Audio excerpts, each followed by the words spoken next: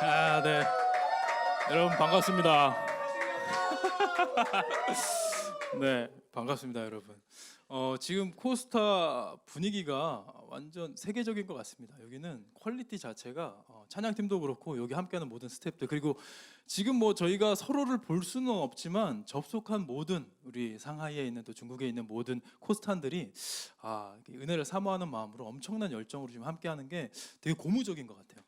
분위기가 되게 좋은데 지금 상당히 약간 좀 불량스러운 비주얼의 강사가 등장해서 놀라신 분들이 계실 것 같아요. 제가 목사인데요. 이게 참 여러 가지 직업 군에 대해서 이 구설수에 휘말리고 그럽니다. 제일 우리 청소년들이 제일 많이 저에 대해서 얘기하는 게 약간 이종격 투기 선수 같이 생겼다, 권투 선수 같이 생겼다, 뭐 형사 같이 생겼다, 뭐 이런 얘기 참 많이 들어요. 그리고 오늘은 제가 이제 코스타 스텝에게 우리 과장님께 군인 같이 생겼다라는 얘기까지 들어봤습니다. 어쨌든 간에 제가 뭐 그런 쪽 선량한 파이터 쪽으로도 듣는데 약간 그 좀 안 좋은 계열, 그래서 조폭 같이 생겼다, 깡패, 사채업자 같이 생겼다, 뭐 이런 얘기도 많이 들어요. 그래서 야, 이 얼굴로 내가 인상 쓰고 다니면 곤란하겠다 싶어서 실실 웃으면서 실실 쪼개면서 다녔더니 그 후로는 제가 이제 휴대폰 판매원 같이 생겼다, 뭐 자동차 딜러 같다, 뭐 이런 얘기까지 들어봤습니다. 근데 어쨌든 뭐 저는 뭐 제 외모에 만족하면서 살고요. 더 놀라운 사실은 이 시간 이후에 말씀 전할 우리 김상인 목사님은 저보다 더한 비주얼이라는 거 기대하심으로 바라보면 좋겠습니다. 네, 어쨌든 간에 여러분, 제가 여러분을 지금 만나는 게 지금 이제 5년 만인 것 같아요. 제가 2017년도 상하이 코스타에 가서 여러분들을 만났던 기억이 드는데, 그러니까 그때 이제 7학년, 중학교 1학년이었던 친구는 지금 이제 12학년, 올해 고3이 되는 상황이 된 거죠. 근데 그 5년 사이에 참 많은 일들이 있었던 것 같습니다. 이렇게 또 21세기에 이렇게 이 엄청난 대도시인 상하이가 봉쇄될 줄을 누가 알았겠습니까? 그죠? 뭐 전쟁도 터지고 코로나로 지금 3년째 이렇게 완전히 이제 좀 묶여 있는 이 사회 속에서 살아가고 있는데, 아마 뭐 제가 여러분이 지금 얼마나 답답한 시기를 겪고 있을지는 뭐 제가 감히 가늠하기 좀 어려울 것 같아요. 그런데 그럼에도 참 감사한 거는 이 시대, 이 세대 속에서 특히 코스타가요. 코스타가 이 변화의 상황 속에서 발빠르게 대처해서 복음을 전하는데 뒤처지지 않았다라는 게 참 너무 감사한 것 같아요. 지금 많은 단체들이, 지금 한국에 있는 많은 단체들이 코로나가 창궐했을 때 야, 이거 좀만 기다리면 되겠지 해가지고 코로나가 잠잠해지기를 기다렸던 게 지금 3년 차예요. 아직까지도 기다리고 있는 단체들이 있는데 이코스타는 발빠르게 움직이셔가지고 이렇게 또 메타버스로 여기 뭐 지금 어마어마하지 않습니까? 뭐 코스타 월드에서 이제 메타버스 캠프 이렇게 멋있게 여러분에게 다가갈 수 있는 게, 접근할 수 있는 게 너무 귀한 은혜라는 생각이 듭니다. 그래서 이 위기의 시기에 준비된 자들은 이걸 기회로 삼는다라는 것을 좀 보여주는 코스타. 그리고 이게 보면요, 여러분들이 지금 거기서 막 방방 뛰고 이거 놀고 있는 그 메타버스 그 맵 자체를 어디서 외주준 줄 알았어요. 퀄리티가 높아서. 근데 그게 아니라 코스타에 있는 스태프들이 다 이제 한 땀 한 땀 흘리면서 했다라는 것이죠. 여러분 박수 한번 주셔야 되는 겁니다. 이건 진짜. 그래서 여러분들이 그 안에서 정말 오히려 현장에서 있을 때보다도 더 생생한 은혜로 우리가 함께 할 수 있다는 게, 그래, 복음을 소유한 우리가 이 길을, 그러니까 뉴노멀 시대에 그리스도인이 어떻게 살아가야 하는가를 대표적으로 보여주는, 코스타가 좀 보여주는 저력이 있다라는 생각이 들어요. 그런데 여러분, 이 변화라는 거예요. 변화에 우리가 민감하게 반응하는 게 정말 좋고요. 지금 코스타처럼 적응해서 남들 이제 오프라인으로 언젠가 만나겠지만 기다리고 있는 게 아니라 바로바로 이렇게 적응해가지고 준비한 이것이 너무 귀해요. 그런데 그때 우리가 놓치지 말아야 할 영역이 있다라는 겁니다. 그게 뭐냐면 변화 속에서 우리의 적응을 하는 데 있어서 우리 자체가 휩쓸려가지 않게 조심해야 된다라는 것이죠. 자, 미래를 바라보는 자세. 제가 이제 미래학을 좀 공부를 해가지고 다음 세대, 여러분들이 살아갈 미래에 대한 그 공부를 하는데요. 미래학자들이 뭐라고 얘기하냐면, 미래를 바라보는 자세, 지혜, 이 미래를 준비하는 자에게 요구되어지는 자세 두 가지를 얘기합니다. 첫 번째가 뭐냐면, 변할 것이 무엇인지 파악하는 능력을 소유해야 된다는 거예요. 지금 그러니까 우리는 앞으로 어떻게 될지 몰라요. 뭐 10년 후에 어떻게 될지 모르겠죠. 그런데 구글에서 선정한 세계 최고의 미래학자, 구글이 네가 짱이야 이렇게 인정해준 토마스 프레이라는 미래학자가 있습니다. 이분이 뭐라고 얘기했냐면 인류는 여태껏 겪은 변화보다 다가올 20년간 더 많은 변화를 보게 될 것이다. 이런 얘기를 했어요. 여러분, 이 말이 얼마나 놀랍고 무서운 얘기냐면 우리가 2040년대에 올해를 돌아보면요, 지금 우리가 선사시대의 인류를 보는 것과 같은 까마득한 차이가 있을 거라는 것이죠. 그러니까 앞으로 이제 여러분들이 살아갈 시대는요, 진짜 엄청난 변화가 해마다 이루어지게 되겠죠. 근데 그 상황 속에서 우리가 무엇이 변할 것인가에 대해서 기민하게 이걸 바라보고 있다가 거기에 적응하고 대처하는 게 너무 중요하단 말이에요. 그런데 적응한다는 것이 내가 중심을 잡지 않으면 내 본질이 흔들리는 결과를 초래할 수도 있다는 거죠. 여러분, 미래학자들이 뭐라고 얘기를 하냐면요, 한 2040년대쯤 되면 결혼 제도가 소멸할 수 있다라는 얘기를 하고 있어요. 여러분, 결혼 제도, 그러니까 보수적인 사람들도요, 결혼은 이제 향후 미래에는 그냥 소수들의 전유물이 될 것이다라는 얘기를 해요. 이렇게 얘기하면 현실적으로 다가오지 않죠. 그런데 뭐 데이터를 한번 보여드리면요, 지금 오늘날을 살아가고 있는 젊은이들에게 물어봤습니다. 당신은 결혼할 의향이 있는가라고 했을 때 벌써 47%, 두 명 중에 한 명은 난 결혼할 마음이 없어요. 그리고 애 낳을 의향은 없다, 56% 나왔습니다. 이게 지금이에요. 근데 10년 후, 20년 후는 어떻게 되느냐? 나중엔 진짜 지금도 이제 미혼, 비혼, 난 결혼 못하는 게 아니라 결혼 안 하는 거예요, 이렇게 선택을 하잖아요. 결혼 안 하는 것이 대세가 될 수 있는 시대에 여러분들이 이제 살아간다는 거죠. 근데 결혼은 안 하는데 또 연애는 안 할까? 그건 아니에요. 결혼은 안 하지만 난 책임지고 싶진 않지만 연애는 아주 그냥 프리하게 할 거야 라는 것이죠. 위에 보시면 폴리아모리라는 단어 혹시 들어보셨습니까? 폴리는요, 멀티라는 뜻이고요, 아모르 파트 아시죠? 아모르 파티, 사랑이라는 뜻이에요. 멀티 러브라는 얘기겠죠. 그러니까 다자간의 사랑을 얘기하는 거예요. 그러니까 한 20년 후에는요, 여러분들이 20년 후면은 뭐 30대 중후반쯤 되겠네요. 그때 여러분들이 교회 권사님이랑 만났는데, 야, 너 요즘에 결혼 왜 안 하니? 연애는 하고 댕기니? 그랬어요. 아, 그럼요. 저 여자친구가 7명이나 있는데요. 권사님이 깜짝 놀라면서 이놈의 새끼, 야, 걔네들은 알아? 막 그러고 있어요. 당연하죠. 제 여자친구 1호는 남자친구가 11명이에요. 뭐 이런 시대가 다가온다는 얘기예요. 근데 이게 지금은 약간 뭐 동물왕국이야 뭐야 뭐 이런 느낌이 들지만, 이게 10년이 지나고 20년이 지나고 사람들 세대의 이 가치관, 세계관이 변했을 때는 우리가 중심을 잡지 않으면 우리도 모르고 거기에 동조하고 나도 모르게 휩쓸려 갈 수 있다라는 이야기입니다. 자, 우리가 잘 알고 있는 로마서 12장 2절 말씀을 보면요, 너희는 이 세대를 본받지 말고 오직 마음을 새롭게 함으로 변화를 받아 하나님의 선하시고 기뻐하시고 온전하신 뜻이 무엇인지 분별하도록 하라, 이 말씀을 하고 있는데, 여기서 나오는 이 세대, 아이온이라는 헬라어입니다. 그건 이제 시간과 공간을 이제 아우르는, 그러니까 이 세상 문화, 우리가 살아가는 이 시대를 말하는 거겠죠. 본받지 말고라는 단어가 있어요. 이건 이제 슈스케마티제스테라는 이제 헬라어인데요, 이 단어의 뜻이 순응이라는 뜻입니다. 순응이 뭡니까? 환경이나 변화에 적응하여 익숙하여지는 것을 말해요.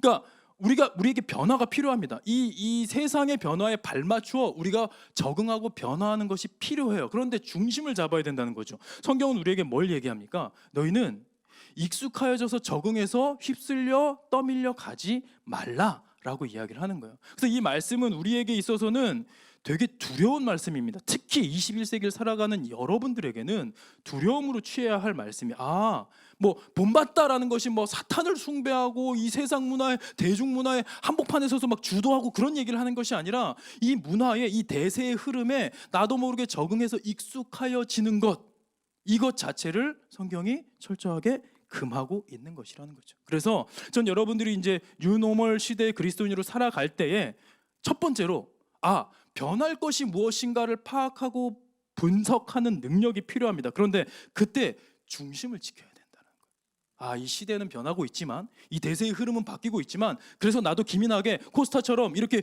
우리가 만날 수 없으니까 그러면 온라인으로라도 예배를 드리자, 이렇게 메타버스 구축해가지고 여러분들이 지금 은혜의 말씀 안에 이렇게 함께 할 수 있는 거, 이 변화하고 적응하고 발맞춰 가는 거 중요하죠. 그러나 그 중심까지 흔들려서는 안 된다라는 얘기입니다. 자, 두 번째로는요, 미래를 바라보는 지혜 두 번째는 변치 않은 것이 무엇일지 분별하는 능력이에요. 그러니까 미래를 바라볼 때 우리는 변하는 것이 무엇일지를 파악하는 능력이 필요하고요. 두 번째로 변치 않을 것이 무엇인가 이거를 분별할 수 있는 능력이 미래 세대에게 필요한 것이죠. 근데 미래 그럼 뭡니까? 10년 후에, 20년, 30년, 50년 후에도 변치 않을 게 뭘까요? 아마도 50년 후에도 100년 후에도 인간은 직립보행을 하게 되겠죠. 그리고 의식주 뭐 이런 것들이 필요한 것들 변하지 않는 영역들이 있을 겁니다. 그런데 놀랍게도요. 뭐 10년, 100년 단위가 아니라 1000년, 만년, 억년 단위로 봐도 변치 않을 유일한 것이 있다는 거예요. 그게 뭡니까? 살아계신 하나님인 거죠. 그러니까 그 살아계신 하나님을 붙잡고 있는 크리스천은 어쩌면 미래를 준비하는데 가장 이 스타팅 포인트가 앞서 있다라고 생각할 수 있겠죠. 와, 왜? 10년 후에도 100년 후에도 하나님은 변치 않으시는 거예요. 영원히 변치 않으시는 하나님을 붙잡고 내가 주인으로 모시고 동행하며 살아간다면 우리가 두려워할 필요가 없는 것입니다. 여러분 저는 이렇게 좀 불량하게 생겼지만요. 제 외모에 제가 100% 만족하며 살아가는 이유는요. 전 이 얼굴로 세상에서 가장 아리따운 여인과 결혼에 성공했기 때문입니다. 예, 뭐 여러분들이 동의하거나 안 하거나 상관없어요. 왜냐면 여러분 어차피 미의 기준은 주관적인 건데 같이 사는 남자가 당신이 세상에서 제일 이뻐. 그럼 그게 진리 아니겠습니까? 그렇죠. 근데 뭐 제 아내도 여러분 생긴 거는 뭐 미용실 언니 같이 생겼지만 제 아내도 목사예요. 제 아내도 이제 코스타 강사입니다. 지금 뭐 상하이에는 초청받지 않았지만 코스타 강사로 아름다운 성에 대해서 하나님이 주신 성에 대해서 이제 열심히 가르치는 이제 목사인데요. 우리 두 부부 가운데 하나님께서 너무 귀엽고 사랑스러운 아들을 선물해 주셨어요. 근데 요 녀석이 이제 올해 7살인데 요즘 유치원 아이들은요. 그냥 엄청난 토론을 하나 봐요. 지들끼리. 어느 날 제가 이 아이를 눕혀서 재우려고 이제 축복기도 해주고 토닥토닥이고 있는데 이 녀석이 갑자기 말똥말똥거리면서 저에게 질문을 하는 거예요. 아빠 할아버지 죽고 할머니 죽고 아빠 죽고 엄마 죽고 그 다음에 건이 죽는 거야? 이렇게 질문한 거예요. 이게 죽음의 순서를 물어본 거죠. 근데 그 순간 제가 당황했습니다. 왜 당황했을까요? 우린 정답을 알잖아요. 예? 우리는 오는 데는 순서 있지만 가는 데는 순서 없다 이게 다 알고 있잖아요. 그런데 그거를 꼬맹이 아들한테 아니야 그건 네 착각이야. 오는 데는 순서 있지만 가는 데는 순서 없어. 재수 없으면 네가 제일 먼저 갈 수도 있어.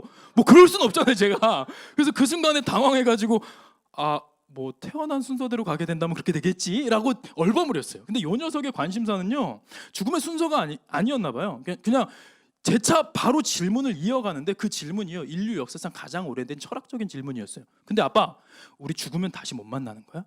근데 그 질문에는요 제가 확신 있게 대답해 줄 수 있었어요. 아니야 거나 우리는 예수 믿는 가정이기 때문에 우리 모두 다 죽어서 천국에서 다시 만날 거야. 그리고 그 천국에서 우리 하나님과 더불어 영원히 왕노릇하면서 영원히 함께 살 거다.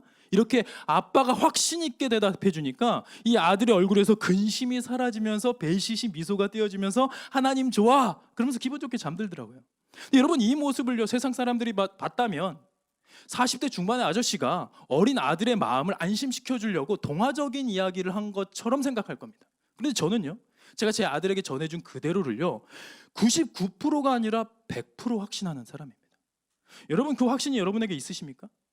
여러분 예수를 믿는다는 것은요 어떤 교회를 다닌다는 것은 어떤 이 세상 살아가면서 좀 힘이 되고 위안이 되고 또 기쁨과 슬픔을 함께 나눌 하나의 좋은 커뮤니티를 하나 형성하는 그런 수준이 아닌 거예요.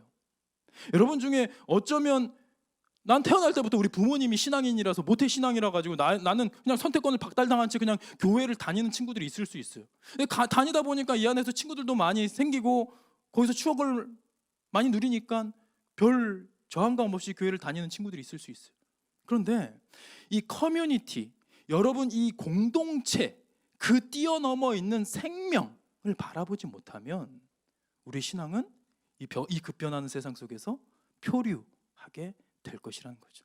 전 여러분에게 여러분 좀 직면을 하실 수 있으면 좋겠다라는 생각이 들어요. 여러분 저는요 이 땅에서의 마지막 날이 저 천국에서의 첫째 날이라는 것을 확신하는 사람입니다. 여러분 이 확신이 우리 크리스찬들의 놀라운 특권이라는 거죠. 여러분 세상 사람들은요 죽음을 두려워합니다. 우리는 살아간다는 표현을 쓰지만 실은 우린 죽어가고 있는 거죠. 어제보다 오늘, 오늘보다 내일 우리는 무덤에 더 가까이 다가가고 있는 거잖아요. 그러니까 세상 사람들이 이 세상에서 뭔가 성취를 하고 성공을 하고 뭔가 좀 쾌락을 맛보고 희열을 누리다가도 그 순간이 지나가고 나면 허무해지고 공허한 상태에서 좌절감을 느끼며 죽어가는 것이 인생사인 거잖아요. 세상 사람들이 공부 열심히 해서 명문대 가려고 하고 좋은 직장 취직하려고 하는 게 결국엔 뭡니까? 노후 대비하려고 하는 거예요. 그런데 놀랍게도 우리 크리스찬들은 노후 대비가 아니라 사후 대비가 확실히 되어 있는 존재들이라는 거죠. 전 여러분들이 이 사후 대비가 확실히 되어 있느냐 스스로 점검하실 수 있으면 좋겠어요. 부모님의 신앙으로 가는 게 아니에요. 여러분 담임 목사님의 신앙이 여러분들을 천국으로 끌어주는 게 아니에요. 여러분이 하나님 앞에서 이 복음 앞에서 직면해야 된다라는 이야기죠. 우리 만일 이 사도 바울의 고백을 볼까요? 만일 그리스도 안에서 우리가 바라는 것이 다만 이 세상의 삶뿐이면 모든 사람 가운데 우리가 더욱 불쌍한 자이리라 성경이 증언하고 있는 거예요. 뭡니까? 다시 말하면 우리가 바라는 것은 이 세상의 삶이 아니라 이 세상 너머의 이 인생 너머의 삶, 영원한 삶에 대한 이야기를 하고 있다는 것이죠. 그래서 오늘 본문 말씀인데요, 빌립보서 3장 20절 말씀에 보면 그러나 우리의 시민권은 하늘에 있는지라 거기로부터 구원하는 자 곧 주 예수 그리스도를 기다리노니. 여러분 우리가 시민권이, 여러분들의 시민권은요 대한민국에 있는 것이 아니라 중국에 있는 것이 아니라 하늘에 있다라는 것을 기억하며 살아가실 수 있었으면 좋겠어요. 그래서 내가 영원히 변치 않는 하나님의 자녀이구나, 이것이 여러분의 인생의 남은 인생의 자부심이 될 수 있다면 좋겠습니다. 자, 그러면 우리가 소유하고 있는 이 복음에 대해서 한번 우리가 좀 이해를 좀 해봤으면 좋겠어요. 많은 사람들, 많은 친구들이요 복음에 대해서 좀 오해를 해요. 세상 친구들에게 여러분들이 전도를 한다, 여러분들이 이제 은혜 받고 하나님 만나고 인격적으로 만나고 와 구원의 확신을 가지고 친구들에게 전도하잖아요. 그러면 친구들이 대번에 하는 질문들이 비슷비슷해요. 뭐라고 하냐면 그들이 평소에 궁금했던 걸 물어봅니다. 야, 그럼 내가 질문 하나 할게. 야, A라는 사람이 있고 B라는 사람이 있어. 근데 A라는 사람은 진짜 그냥 법 없이도 살 만큼 너무 훌륭하고 진짜 막 이타적이고 사랑이 넘치는 사람이야. 너무 귀한 사람이. 근데 예수님 믿진 않아. B라는 사람은 있는데 이 사람은 완전 개차반이야. 집 밖에 모르고 사이코 소시오패스야. 그런데 교회는 열심히 다녀. 이 둘 중에 누가 천국 가냐? 이런 거 안 믿는 친구들이 이제 질문한단 말이야. 그럼 우린 뭐라고 대답합니까? 일단 A는 예수님을 믿지 않았기 때문에 천국 갈 수는 없고, 그럼 그때 이제 친구들의 표정은 일그러지죠. 근데 B는 근데 교회에 다닌다고 해서 그게 다 진실된 믿음이라고 볼 수는 없으니까 그거는 글쎄 그 사람 진짜 믿었다면 그렇게 개차반이었을까? 근데 그럼에도 이제 연약한 성질이라는 걸 못 고친 상태에서 그 믿음이 진실돼 있었다면 천국 갈 수도 있겠지라고 대답을 하면 그때 이제 친구들이 분노하는 거예요. 야, 그런 게 어딨어? 나 그런 악랄한 신 믿고 싶지 않아. 야, 자기 아들 안 믿는다고 막 착하게 살았던 사람을 지옥 보내고 그냥 개차반이었는데도 자기 아들 믿었다는 이유로 천국 보낸다고? 에이, 그 말도 안 돼. 난 마음에 안 들어. 그러면서 이 복음에 대해서 이렇게 거부하는 현상들이 생겨요. 자, 그럼 이런 상황에서 여러분 어떻게 해야겠습니까? 여러분 이거는요 복음에 대해서 그들이 이제 전제가 잘못 깔려 있다라는 것을 지적해 줘야 돼요. 여러분 예수 안 믿는 죄 때문에 우리가 지옥 갑니까? 예수 안 믿는 죄라는 항목이 있어가지고 그 죄 때문에 지옥 갑니까? 자, 우리 분명히 아셔야 됩니다. 여러분 우리 이 복음을요 한 문장으로 한다면 나는 변호사를 선임했는가, 요건데요. 나는 변호사를 선임했는가, 요 질문에 여러분들이 이제 직면하셔야 되는 겁니다. 기억해야 될 것은요, 우리는 예수 안 믿는 죄 때문에 지옥 가는 게 아니라 우리는 우리 죄 때문에 지옥 가게 돼 있는 거예요.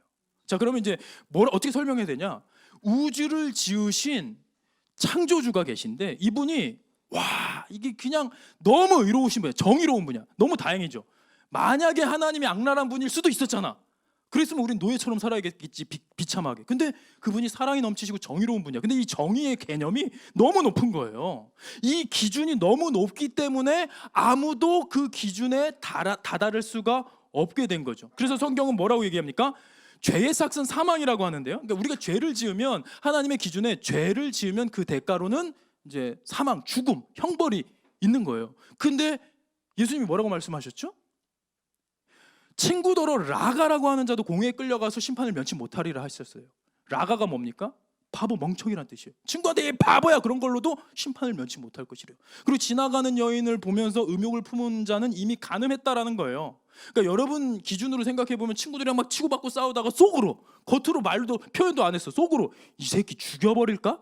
이 속으로 한 말이 이미 살인한 죄와 같다라는 거예요. 그러니까 기준이 너무 높은 거죠. 그러니까 의인은 없나니 하나도 없다라는 것이죠. 그러니까 하나님이 우리를 지으셨는데 기준이 너무 높으시기 때문에 우리가 그 기준에 다다를 수 있는 사람이 아무도 없는 거죠. 마치 여러분 중국에서 가장 높은 건물이 뭐죠? 지금 여기 서울은 여기 지금 여기 이 코스타 본부가요. 이 잠실, 이 송파 여기 우리나라에서 가장 높은 건물 바로 옆에 있어요. 그러니까 550m, 123층 롯데월드 타운가요?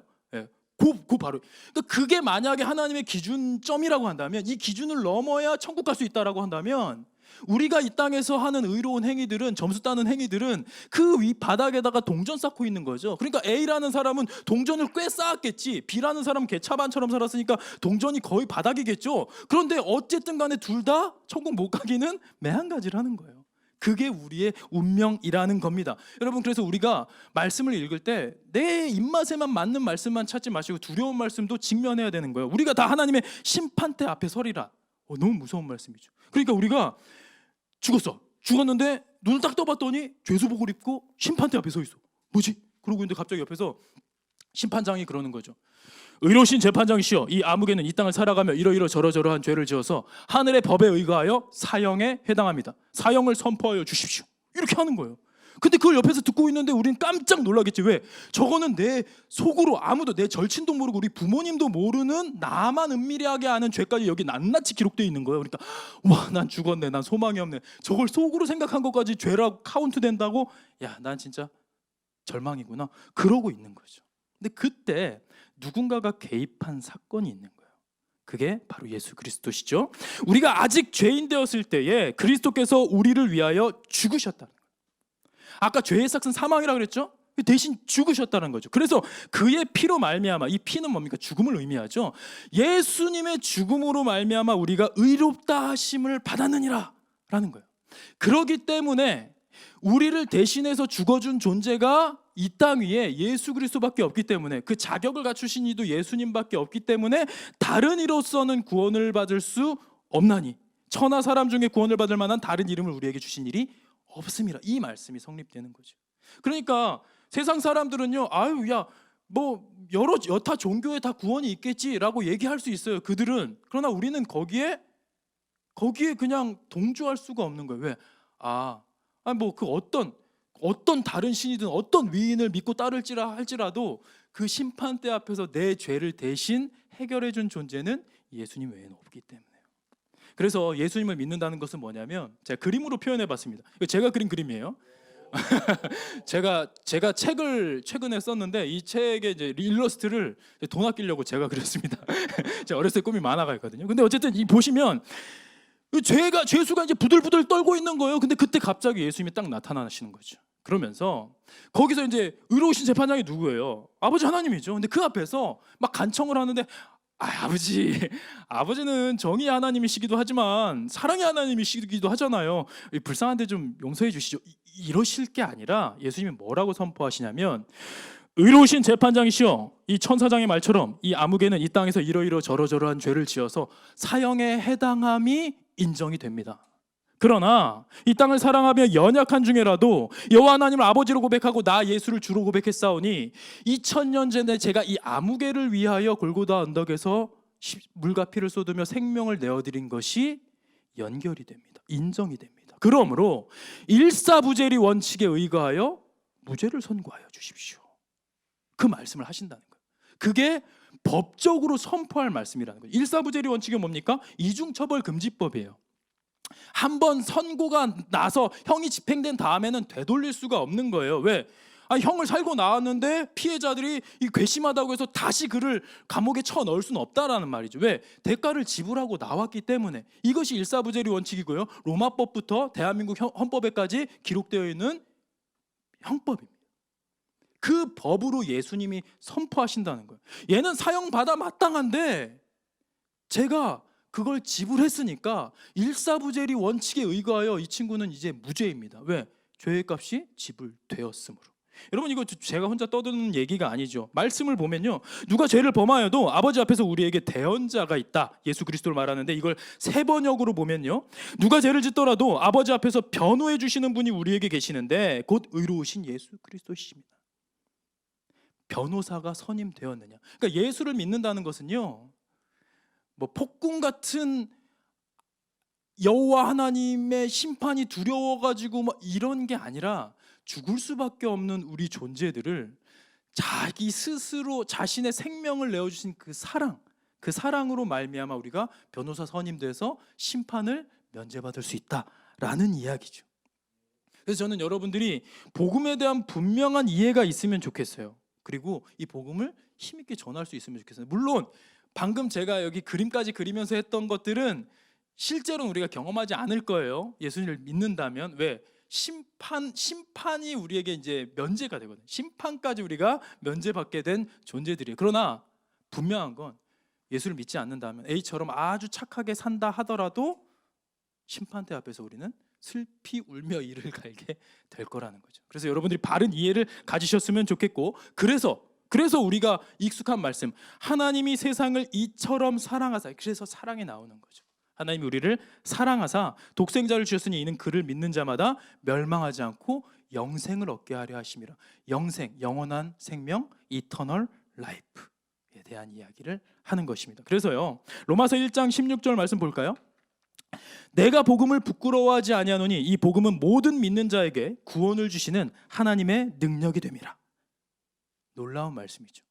그래서 복음은, 모르겠어요, 지금 뭐 중국 상하이에 살아가는 여러분들은 이 복음을 이건 뭐 국가적으로 내가 어떻게 좀 적극적으로 뭘 하기 어려운 분위기예요 할 수 있겠죠. 그러나 이 복음을 앞으로 남은 인생에 여러분들이 뭐 중국에서 평생 살지 또 한국으로 들어올지 아니면 또 제3국에서 살아갈지 모르겠습니다. 그러나 이거는 우리 삶의 자세가 되는 거예요. 복음이 우리에게 무엇인가? 내가 복음을 부끄러워하지 아니하는 이유는 뭐냐? 이 복음은 우리에게 좋은 커뮤니티를 형성해주는 그렇고 그런 게 아니라 믿는 자에게, 모든 믿는 자에게 구원을 주시는 하나님의 능력이 되기 때문입니다. 먼저는 유대인이래요. 오늘날로 따지면 크리스찬을 말하겠죠. 그리고 헬라인에게로다. 이방인이니까 지금 우리가 그냥 쉽게 편하게 이해하려면 예수 안 믿는 친구들 말하는 거예요. 여러분들이 앞으로 살아갈 수많은 상황 속에서 믿지 않는 친구들을 많이 만나게 될 거죠. 근데 그들 앞에서 내가 예수 믿는 것이 그냥 세상 사람들이, 교회 다니는 사람들 막 욕하고 그러니까 괜히 나도 거기에 그냥 이렇게 좀 몰려가지고 욕 먹고 싶지 않아가지고 내가 교회 안 다니는 척, 그래서는 안 된다라는 거죠. 전 여러분들이 어떤 연예인들을 좋아할지 모르겠지만 이건 BTS, 블랙핑크입니다. 여러분 항상 한번 상상해 보십시오. 여러분들이 좋아하는 연예인을 생각해 보세요. 이들과 여러분들이 카페에서 합석할 기회가 있었다고 쳐봅시다. 네? 코로나가 이제 지금 이거 이 상상도 거의 뭐 불가능한 지금 현실이지만 상상해 볼 수 있잖아요. 이 친구들 여러분이 카페에서 만났는데 이 친구들이 야 중국 상해에서 한인을 만났네. 야 너 혹시 우리 노래 아는 거 있어? 뭐 그러면서 그 자리에 앉아가지고 여러분이랑 수다를 떨었다고 생각해 보십시다. 근데 요즘에 BTS랑 블랙핑크가 약간 인기가 시들해가지고 또 다른 친구들도 갖고 와봤어요. NCT랑 에스파. 어쨌든 그냥 여러분 상상으로 아무나 그냥 여러분들이 좋아하는 아이돌 생각해 보십시오. 그 아이돌이 여러분 중국 상하이의 커피숍에서 만난 거야. 그래서 여러분들이 팬이에요, 사진 한번 찍어주세요라고 했는데 그 친구들이 사진뿐만이 아니라 우리 같이 커피 한잔 커피는 좀 그런가요? 티 한잔 할까? 그러면서 이렇게 마시면서 여러분랑 친해졌어. 그래서 막 몰아주기 사진을 찍었어. 막 NCT 오빠들이 얼굴 다 일그러지고 여러분 혼자만 이렇게 말짱하게 웃고 있는 그런 사진을 찍고 그리고 SNS에 팔로우하고 걔네들이 니네 거를 팔로우하고 이런 상황이 됐어요. 그리고 이제 헤어지면서 우리가 요번에 이제 상해에서, 상상입니다. 코로나 이제 다 이제 물러간 상황이에요. 여기서 이제 대규모 집회를 하는데 니네 만나서 너무 반갑다. 야 친구들 있니? 혹시 한인 친구들 있니? 있죠. 그러면 그 친구들 좀 VIP석 내가 무료로 다 줄 테니까 해가지고 100석 VIP석을 100석 티켓을 줬다고 쳐봅시다. 그럼 여러분 어떻게 되겠어요? 여러분 SNS 난리 나겠죠. 그날로 폭파되겠죠. 그렇지 않습니까? 댓글로 상해 그냥 잠깐 스쳤던 옛날에 6학년 때 잠깐 스쳤던 친구도 너 나랑 베프였잖아 그러면서 여러분들 이게 친한 친구들 데리고 가라는데 누굴 데려가지 그러고 있으면 댓글로 난리 날 거 아닙니까? 그만큼 위력이 있는 거예요. 그냥 인기 있는 그룹 콘서트 티켓으로도 우리 인생을 그렇게 활기차게 해줄 수 있단 말이죠. 근데 지금 우리가 소유한 이 복음은 뭡니까? 영원한 천국에 들어가는, 입성하는 티켓인 거예요. 근데 생각해 보세요. 여러분들이 NCT 에스파 언니들, 에스파 누나들, NCT 오빠들, 그러니까 걔네들 이제 갔는데 100석이 텅텅 비었고 여러분 혼자만 가 있는 거야.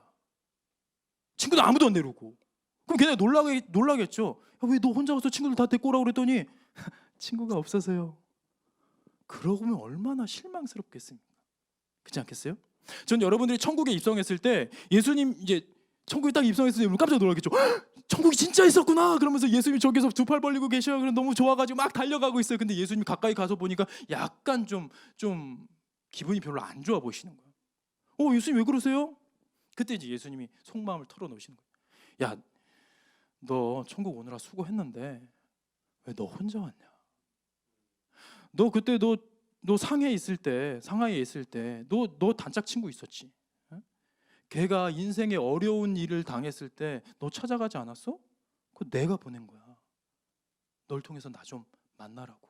근데 그때 너 내 얘기는 안 하고 네 얘기만 하더라.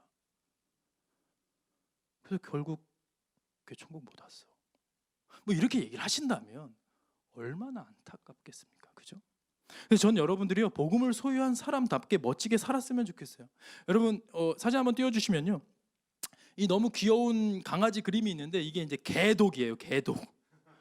안타깝게도요 지금 세상 사람들은 개독교라고 불러요. 예수 믿는 사람들을, 특히나 이제 대한민국에서는 지금 이 코로나 시국에 교회 다니는 사람들이 하여간 욕을 엄청 쳐먹었어요. 그냥 큰일 났어요. 우리 되게 다 오래 살 것 같아요. 그런 상황 속에서 우리가 나서기가 용기가 필요해요. 실제로 용기가 필요합니다. 그래서 이제 코로나 이후에 크리스찬의 자세는요 3가지로 나뉘게 될 거예요. 첫 번째는 뭐냐면 구경꾼이에요. 사람들이 막 교회를 욕할 때 그러게 교회 다니는 사람들이 더한 것 같아 그러면서 난 교회 다니는데 안 다니는 척, 마치 이순신의 후예처럼 내가 그리스도인인 것을 아무에게도 알리지 마라 막 이런 느낌으로 살아가는 거죠. 두 번째는요 변호인이에요. 교회 다니는 사람들을 막 욕할 때 야 모든 교회가 다 그런 건 아니야. 우리 교회 와봐. 우리 교회는 담임 목사님도 훌륭하고 지역에 알게 모르게 좋은 일 많이 한다. 뭐 이렇게 얘기하면서 마치 제 식구 감싸기식의 변호를 하는 듯한 변호인. 그나마 그래도 의리는 있는 부류죠. 그런데 지금 이 세상이 필요로 하는 존재는 어떤 존재냐면요, 구경꾼이 아니라 변호인이 아니라 증인이라는 거예요. 여러분 제가 지금 뭐 영화를 홍보하는 게 아닙니다. 그냥 포스터가 제목을 따온 거예요. 전 여러분들이 증인으로 살아가실 수 있었으면 좋겠어요. 어떤 모습으로건 내가 만난, 그러니까 부모님, 우리 전도사님, 목사님의 하나님 이야기를 듣는데 만족하는 인생이 아니라 내가 만난 나의 하나님을 고백할 수 있는 증인으로 살아가길 축복합니다. 여러분 지금 우리 은혜 받기 어려운 상황 아닙니까? 여러분 대부분 지금 교회에서 모이지도 못하고 대부분이 집에서 따로 그냥 스마트폰으로 TV, 태블릿으로 연결해가지고 하는데 어렵잖아요. 그런데요 하나님은요 우리의 중심을 보시는 거예요. 다 같이 모여서 막 엄청난 세션과 엄청난 규모의 그런 움직임 속에서 막 열정적으로 뛸 때만 하나님 만나주시는 게 아니라 여러분들이 골방에서 간절함으로 하나님 저 좀 만나주세요 하실 때 외면치 않으시는 하나님이죠. 저는 오늘 이 밤에 이 저녁 이 말씀과 이 예배를 통하여 이 코사 집회를 통하여서 여러분들이 하나님을 만나실 수 있으면 좋겠어요. 하나님 저 좀 만나주세요 라고 고백할 수 있는 여러분이 되면 좋겠습니다. 그래서 하나님을 만나서 우리 삶의 자세가 어떻게 돼야 되느냐, 제가 좋아하는 명언이 하나 있는데 한번 좀 읽어볼까요? 배는 항구에 있을 때 가장 안전하지만 그러기 위해 지어진 것은 아니다. 너무 멋진 말이죠. 실제로 배는 항구에 있을 때 가장 정박했을 때 안전하죠. 풍랑을 만날 일 없으니까. 그러나 그러기 위해 지어진 존재는 아니라는 거죠. 우리 크리스천도 마찬가지예요. 우리는 교회에 있을 때 안전합니다. 우리 믿는 사람들과 연합하고 함께할 때 우리는 안전할 수 있어요. 거기서 할렐루야 외치고 아멘 크게 외치는 거 얼마든지 용기가 필요로 하지도 않아요. 그런데 세상에 나갔을 때는 다르죠.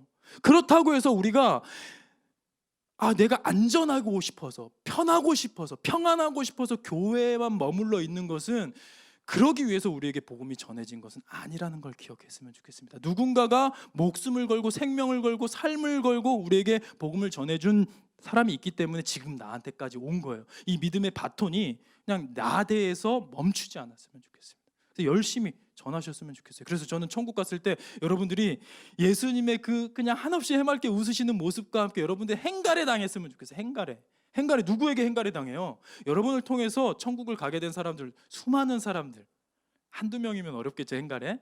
근데 그게 대여섯 명, 수십 명, 여러분의 남은 인생을 통해서 복음을 받아듣고 거기에 천국 갈 수 있었던 사람들이 천국에서 기다리고 있다가 너무 고마워가지고 네 덕분에 우리가 여기 입성할 수 있었어 하면서 여러분을 기쁘게 행가래 쳐줄 수 있는 그날을 좀 기대하면서 이 땅에서의 삶은 결코 녹록지 않겠지만요 변치 않는 하나님, 이 신앙 복음 붙들고 달려가는 여러분이 되면 좋겠습니다. 우리 마지막 말씀으로 요한복음 16장 33절 우리는 멀리 떨어져 있지만 같이 한번 읽어볼까요? 시작. 이것을 너희에게 이르는 것은 너희로 내 안에서 평안을 누리게 하려 함이라. 세상에서는 너희가 환난을 당하나 담대하라. 내가 세상을 이기었노라. 아멘. 이 말씀 이미 승리하신 하나님과 동행하면서 저는 여러분들이요 그런 거 있잖아요. 이놈은 입만 열면 거짓말이야. 뭐 이런 밈 짤이 있더라고요. 거기에다가 우리는 단어를 하나 바꿔서 이 친구는 입만 열면 예수님 얘기야 라는 얘기를 들을 수 있는 그런 멋진 여러분들이 되길 축복합니다. 제가 기도하고 마치겠습니다. 기도합니다.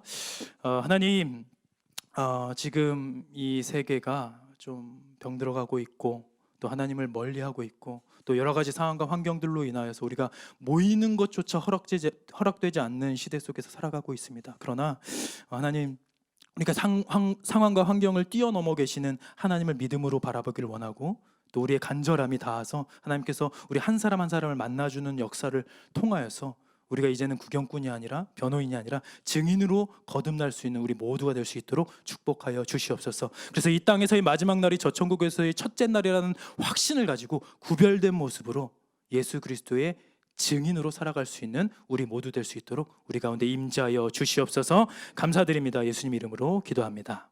아멘.